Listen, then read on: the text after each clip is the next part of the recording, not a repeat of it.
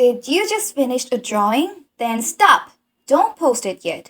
You might think that it's all done, but it's not. There is so many things that your art is probably missing. Just listen to me, okay? So when you spend hours on a single drawing, your eyes get so used to the painting that you don't realize all the wow factors that your art is missing that can catch people's attention. Just like when you look into the mirror, you feel so pretty, but when somebody clicks a picture of you, you look like this. Now, what is the solution? Ladies and gentlemen, let me show you 5 ways to make your art look more interesting. Okay, so I think that the first one is very obvious, which is adding texture.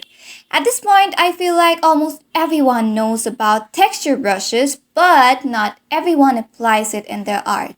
Don't get me wrong, it might be a personal choice and that's totally fine, but I think texture can add so much life and character into your art that makes the art more interesting. But how should I know where to add texture? You may ask, actually, that's an artistic choice. Some artists like to add texture to the non-focal point to draw the attention to the focal point. For example, in this art, I have added texture to the background, clothes, even the hair, but not on the face. So I think it's high time for you to use all the texture brushes that you've been collecting for years. Next, colors. You can use colors in your art for different purposes. Wait, you can add colors and have purpose as well? Well, let me explain. You can express different emotions and situations by using different colors like sadness, happiness, fear, chaos, and peace, and so on. Try to use complementary colors to make it more interesting. For me, I always like to use blue and orange as my complementary color because it seemed to always work for me. Also, adding interesting colors can draw the attention of the viewers. And let's be for real, who doesn't like attention? I mean on social media, of course. You can also add gradients for color variation by simply using gradient tool or airbrush. And no, I'm not talking about some musty airbrush shading. It doesn't count. Next, interesting lighting. There are a lot of different types of light source, and just like colors, different lighting scenarios can convey different types of emotions. Just like a scene under the sunlight can express joy, peace, and refreshment. On the other hand, a scene under a minimal lighting with no specific strong light source can convey sadness and loneliness.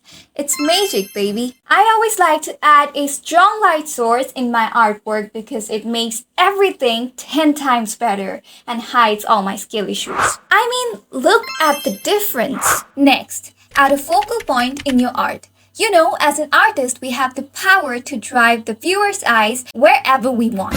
It can be anything, eyes, face, hair, anything. And everything else should lead our eyes back to the focal point. In my case, it's the face and the eyes. But how do we know where to add the focal point? And for that, you can use rule of thirds and whatever this coil is. Fibonacci, spiral. And there's a lot more you can research if you're interested. And to be really honest, I don't have much knowledge about all of this thing. All I know is that if you put your focal point in these areas, your art will look good. It always works for me, so I thought, why not I share that with you guys? Our next topic is kind of relevant to the previous one. That is keeping parts of your art imperfect, except the focal point. Are you still confused? Well, let me give you an example. I would say Sanda's Arts is a master at this. Look at this beautiful art. It's so stylized with a hint of realism. Look at all the details on the face, but when you zoom in on the hand, oh my god, what is that? These are just random brush strokes, but when you zoom out, everything starts making sense because he knows where he should add more details and where he should not. Let me give you another example. Look at this art of Sam.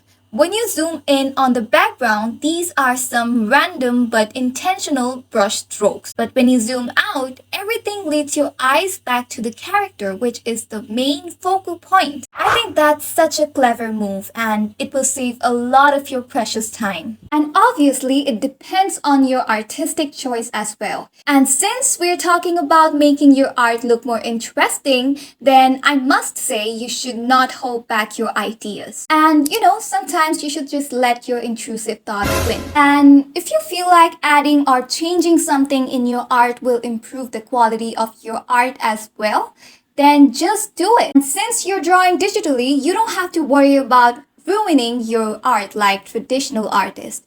Don't get me wrong, I love traditional artists. And experiment with all the digital tools that you have access to and see what works best for you and have fun with your art. Art is supposed to be fun, isn't it? Okay, so that's it for me. I hope you liked this video and please subscribe, like, and comment. What do you think about this? And okay, enough yapping. I have to go now. Bye!